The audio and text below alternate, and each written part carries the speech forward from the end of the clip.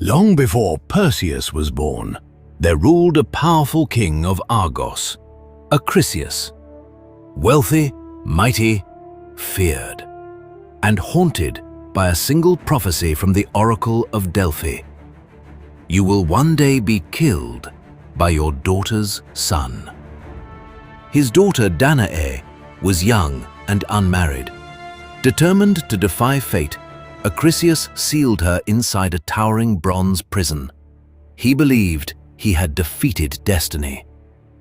He was wrong. High on Mount Olympus, Zeus himself watched the imprisoned princess. He transformed into a shower of golden rain, flowing through the sealed chamber like liquid sunlight. From their union came a child. That child was Perseus. When Perseus discovered the infant, panic consumed him. Unable to kill his own blood, he sealed them both inside a wooden chest and cast it into the sea.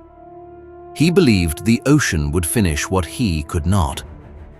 But fate had other plans. The chest washed ashore on the island of Seriphos. A humble fisherman named Dictys found them among the rocks. He welcomed Danae and the infant into his home. Under Dictys's guidance, Perseus grew into a strong, brave, and honorable young man. For a time, life on Seriphos was peaceful, but that peace would not last. The island's ruler, King Polydectes, desired Danae. Perseus fiercely protected his mother and opposed the king at every turn. Unable to remove Perseus by force, Polydectes devised a scheme. At a grand feast, Perseus had nothing to offer as a gift. Embarrassed, he declared boldly, "I could bring you the head of Medusa herself." Medusa, one of the dreaded Gorgons, a creature whose very gaze turned men to stone. Polydectes accepted immediately, certain Perseus would never return. The gods had been watching. Athena and Hermes appeared before Perseus, offering guidance. To find Medusa, he first had to locate 3 ancient sisters, the Graeae, who shared a single eye between them. Perseus snatched the eyes they passed it between their hands. Blind and helpless, they revealed Medusa's hidden location, far beyond the known world, a cave surrounded by stone. The gods armed Perseus for what lay ahead. Winged sandals that carried him through the skies. The Kibisis, an enchanted satchel that could safely contain even Medusa's severed head. The helm of darkness, forged for Hades, which rendered the wearer completely invisible. Athena gifted him a mirrored bronze shield. Hermes presented an adamantine blade, the harp. Now Perseus was ready. Beyond barren deserts and storm-lashed seas, Perseus arrived. What he saw chilled him to the bone. Hundreds of stone statues surrounded the cave entrance. Warriors, kings, hunters, adventurers.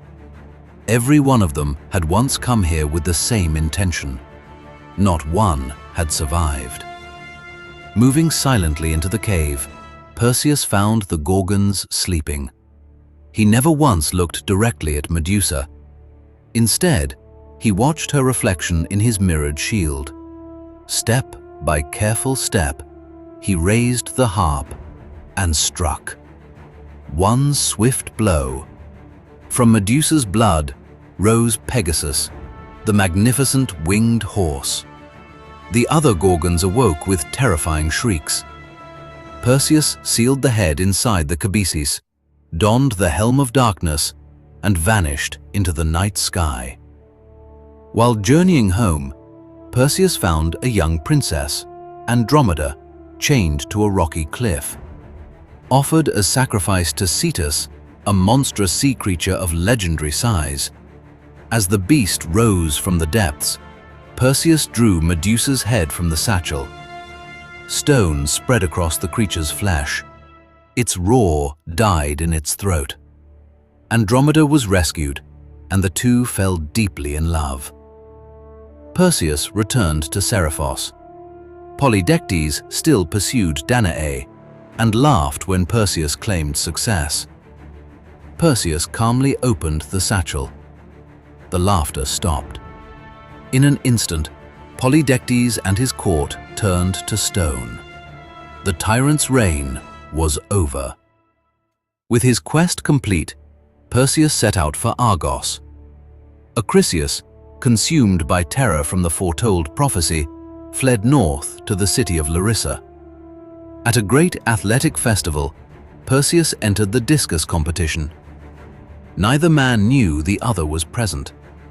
Perseus launched the heavy disc. A sudden gust of wind altered its course. It struck an elderly spectator. The man died instantly. That spectator was Acrisius. Not through revenge, not through murder, but through fate.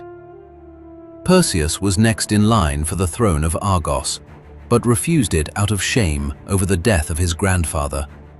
He would go on to exchange Argos for Tiryns, which he later on would form into Mycenae, a legendary city. The story of Perseus shows that no matter how far one runs, no matter how much power one holds, fate always finds a way.